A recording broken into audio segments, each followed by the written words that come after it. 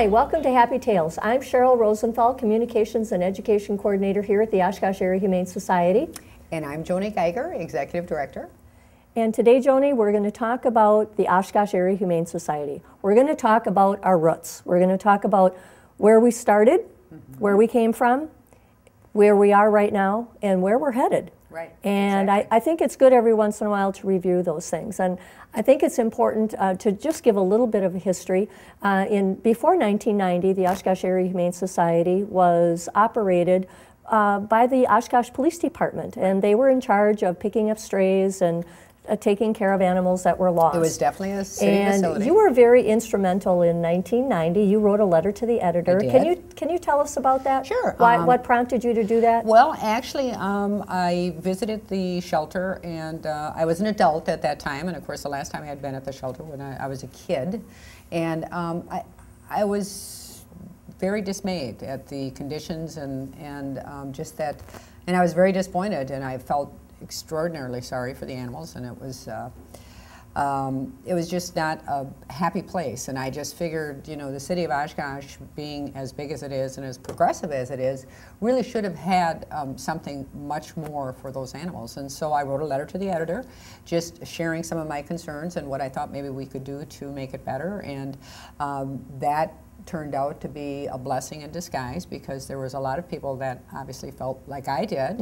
And so we kind of all got together as a group, and we started out as a group to help the shelter and became a nonprofit. And what was your original name? We were the Friends of the Shelter. Friends of the Shelter, yeah. Okay. And so you were a totally volunteer group. And I remember, I knew you from being at Century Foods. Yep. And I remember one of the first things that you did as an organization. You held bake sales and rummage sales, and you got stainless steel cages. You got a medical plan in place for the animals. And so that made a really big difference. And then I believe it was in 1998, you incorporated as a nonprofit organization, and then it was, but prior to that, I got to back up here a minute. In 1993, it was actually early '93 that the city had. They really did appreciate the things that we were doing for the shelter, and again, it was still being run by the city. The Oshkosh Police Department was still operating the shelter, but they came to us and said, you know, you guys are doing such a terrific job. Would you consider running the shelter? Would you consider contractually running the shelter? And so October of '93.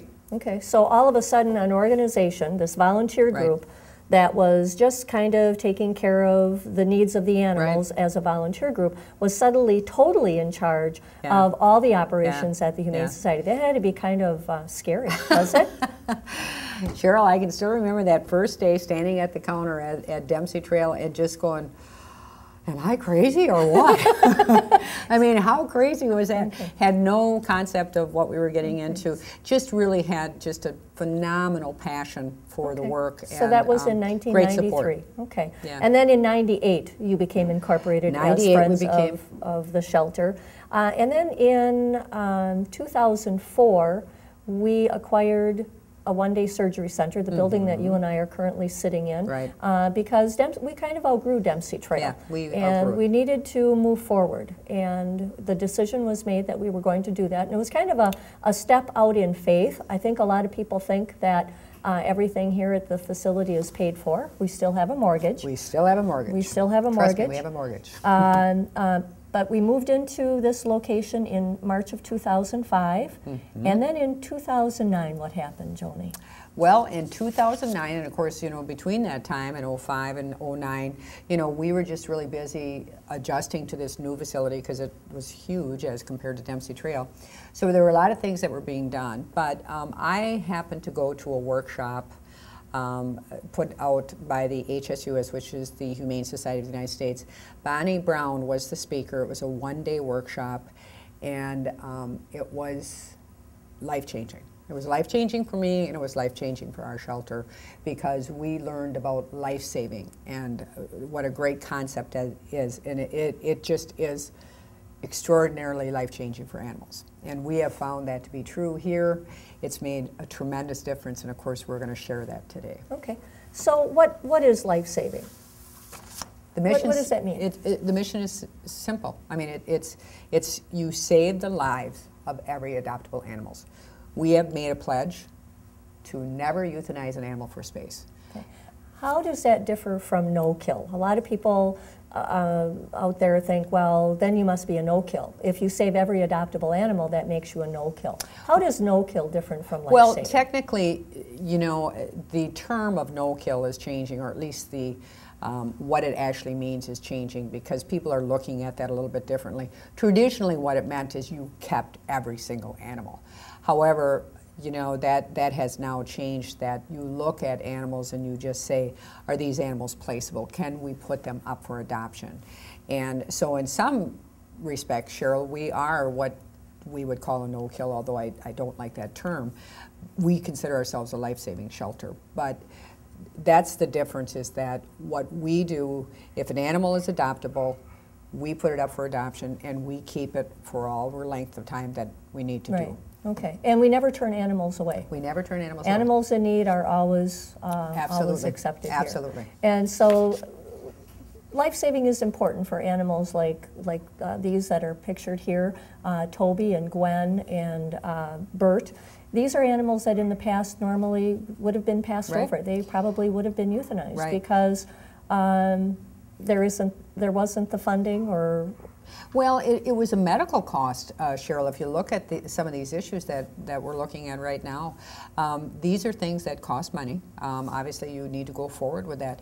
But just because they needed some medical work or surgery didn't mean that they weren't adoptable. These were great animals. These were wonderful animals. And in the past, we would have, because of space constraints, we would have looked at these animals and said, you know, we're going to let them go.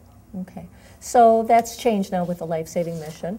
And so what I'd like to do, Joni, is for our audience, I would like to give a little demonstration on what makes life-saving different. So let's take a little bit of a break and come back with our demonstration. Sounds good.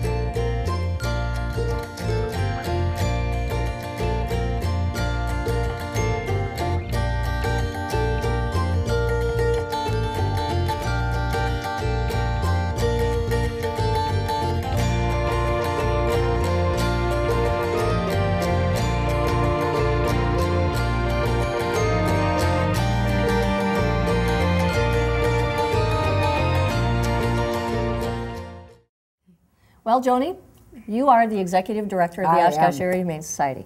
And our shelter here on Shelter Court can comfortably hold 130 cats and 29 dogs. Or 25 dogs, I'm sorry, comfortably. Comfortably. So in this bowl, I have 150 animals. Each little stone here represents an animal. Okay. So what I want you to do is I want you to hold out your hands. Okay. And I'm going to gently pour these into your hands. All righty. It's harder than we think. Okay, we got to get everybody in there because we can hold that many animals. But you can see it's a little uncomfortable, isn't it? Yeah, it's a little uncomfortable. Really is. A little uncomfortable. All right. Now, the shelter is at capacity. Right. And we average, in 2010, we averaged 46 animals a week coming in. Okay. And so here we have our 150 animals already here, comfortably. Okay. And we're going to pour in our additional 46. Now you're going to notice that some of these animals are falling on the wayside, and don't worry about them. Don't worry about them, not quite yet. Yeah. But every week we also adopt out 24.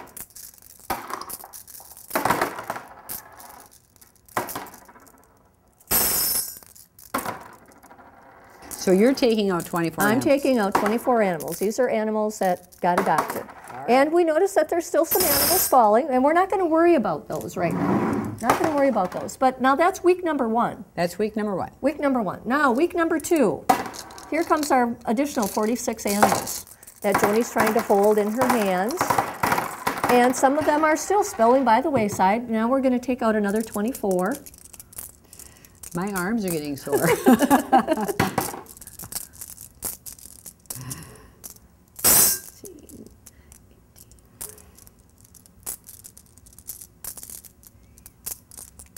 All right, so there's another 24. You can see that we're having more coming in than going out, right, Joni? We're having some. Okay, now, we still got 46 more animals coming in. This is week number 3. Here they come, and there's more falling by the wayside, but I'm going to take those 24 out again. Here, we'll help you out here. Yep. All right, we're going to take these. Whoa, sorry. I didn't realize you had such small hands, Joni. I'm running out of space here, Cheryl. But you know, that's what people have to think about, is we don't have any control as how many are coming in or how many are going out. And these are averages. These are averages. There are days we've had as many as 18 cats come in one day. Right. So here we go. We've got our 24 out. And Joni's feeling a little bit better here. Yep. Whoa. But now we've got week number 4. I lost some, Cheryl. Yep. Well, we can't worry about those right now. Because that's the beauty of life-saving. That's what we're going to talk about. Now here comes our end of the month, our 46 more. And we're going to take out 24. So you can see that the shelter is always full. We're always full. We're always at capacity. You know, in September of 2010, at the beginning of the month, we had 222 cats. And we had a 22-cent special. I'm sure you remember that. I do. I am counting here as we go. All right. We adopted out cats for 22 cents. And in that time, we adopted out 145 cats. Right. But we took in 181. I know. So I'm going to give you a break here. Good. And we're going to take the shelter animals and put them in here. But where we're going with this is we average 46 animals coming in, 24 going out, and then these that fell on the floor. What happens to these? In the past, these are the animals that would be euthanized. Right. These are the animals that we couldn't take care of because of the sheer numbers of animals that we're seeing. And we couldn't care for them. Right. And so now what we've done with life-saving is we have found a way to expand the walls of the shelter by utilizing people in the community and doing foster care. And so I'd like to take another little break and clean up our mess and talk about how we make life-saving work so that all of these animals, Joni, that are on the table here, instead of being euthanized, we save them now. Right, right. So let's take our break.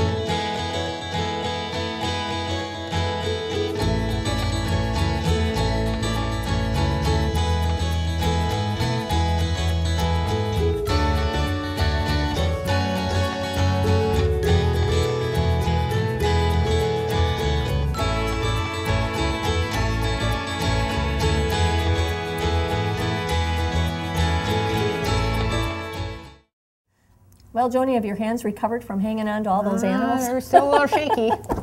Well, and that's the stress that the shelter is under every single day. And I think it's important for people to know that life-saving is made up of several different puzzle pieces. And we need all of those pieces to fit together in order for life-saving to work. Right. And those 3 pieces are donate, foster, and adopt. Now I gave it away a little bit about the foster with our demonstration, but let's start out with donate. Why is it important for people to donate? Well, first of all, people need to understand we don't get city funds, we don't get national funds, we don't get anything from a government branch. We are a nonprofit, and therefore we are totally dependent on gifts from our community and gifts from other companies and just individuals. Okay. So we need to have that money. And it's important for people to remember that we never turn animals away. We save every adoptable animal that comes to us. And we need their help to save their lives. You know, donate. So why give? Donating saves lives. We can't do it if we don't have the money, Cheryl. Right. You know, so I mean that's extraordinarily and important. Saving lives costs more money. Yeah, it certainly does. I mean, when you think about the fact that we are saving additional lives, therefore your budget numbers are going to go up. I mean, there's going to take more staff to do it. There's going to take more food. There's more medical care. There's more vaccines. There's, you know, it's nonstop. So yes, it does take. It takes funding. More money. Yeah. So absolutely. So the second part of after donating, we need foster care. Right. Foster care to expand the walls of the shelter, so that these animals can survive. And why is foster care mostly for cats? Well, because we see 4 times as many cats as we do dogs. I mean, cats breed faster. There's more of them. Unfortunately, people still fail to spay or neuter, and therefore there's just, it's crazy. I mean, there's just the sheer volume of cats. Yeah. So for every 1 dog that we see, we take in 4 cats. That's absolutely true. Wow, yeah. That's a lot. Yeah. Who goes into foster care? Cats, kittens, you know, we're at full capacity, and of course we have a kitten season, as you're very well aware of, and we're approaching that soon. And so we cannot hold that number of animals here. So those cats and kittens need to go into foster care. And these are oftentimes animals that are perfectly adoptable. Oh, sure. And we want to make sure that they have the chance of being adopted. And so the shelter, when an animal goes in foster care, what do people need to provide if they want to be a foster home? You know what? They just need to provide the home and the love and the care, and everything else the Humane Society is going to provide. So when somebody wants to foster a litter of kittens or an older cat, we'll give them the litter box, the litter, the food, the bedding, everything that they need. Everything that they need. All they have to do is provide the love and care. That's pretty true. That's pretty cool. It is. But you know what, Joni? If we're saving more animals, and we've got all these homes that are holding these animals. Right. What good is it for us to save all these animals if nobody comes to adopt them? Cheryl, you hit the nail on the head. That's why this is such an important piece of the puzzle as well. We need to have people come in and adopt from the Humane Society. They need to adopt from shelters. You know, it's so incredibly important because you said it yourself. What good is it to hold the animals if we can't find homes for them? If I remember correctly, I think it's less than 25% of animals that are currently in homes come from animal shelters. Right. The majority of people get their pets from other places. They get them from Craigslist, they get them from free to a good home ads, a neighbor, a relative breeding, who you know, those had types a of litter. things, sure. So we need to have more people. So how do we get more people to adopt from shelters? Well, we recognize that. We knew right from the get-go that, okay, we're going to have more animals, therefore we need more adoptions, so how can we do that? So we did a number of things, Cheryl, to help that process along. So we streamlined our adoption process. We held adoption events here at the shelter and outside of the shelter. We also increased our advertising. I mean, that was really important because we need more people to adopt from the shelter. Okay. So it boils down to the fact that when you adopt, you save a life. You save a life because you make room for one more. And that is so incredibly important in a shelter. Right. So you're making room for one more. So it's really important that these puzzle pieces come together, that we have people who donate, we have people that are willing to foster, and we need to have, you know, probably 100 to 150 foster homes because foster families wear out.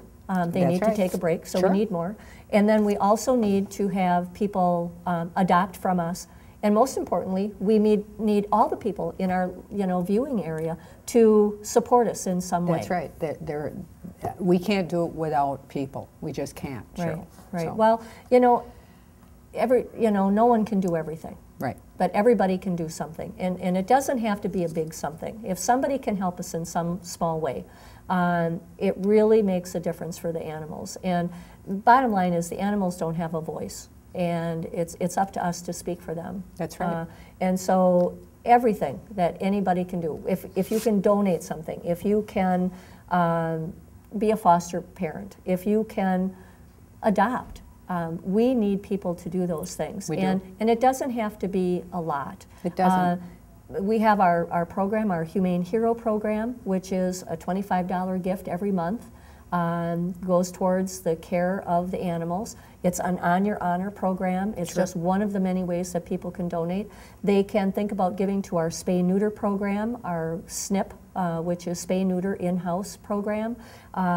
We have an animal advocate program that's coming out soon that we're going to be working with. Right. And most importantly, if you're thinking of the future, leave a request. Yeah. You don't have to leave us your whole estate. Right.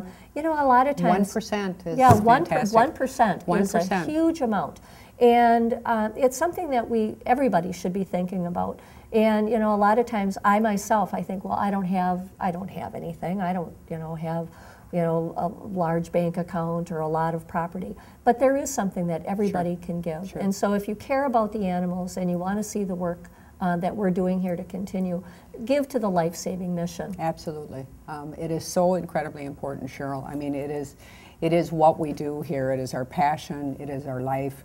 Life-saving is really what we're all about. Right. And it's about helping these animals and in the process helping our community. Right. Well, and you know, Joni, I left this dish for us. These, I'm going to pour them out. I'm going to pour them on the table. Sure. And it's probably going to make a lot of noise. So let's just dump them out. These stones represent 272 animals. These are the number of animals that we saved, the additional animals that the Oshkosh Area Humane Society was able to save because of the life-saving mission in 2010. That's pretty incredible. And I think that's something that our whole community should be very, very proud of. But they also need to remember, we need their help. We do. We do indeed. So become a lifesaver. Join the Oshkosh Area Humane Society. That's right, Cheryl. We can't do it without you, so please help us out.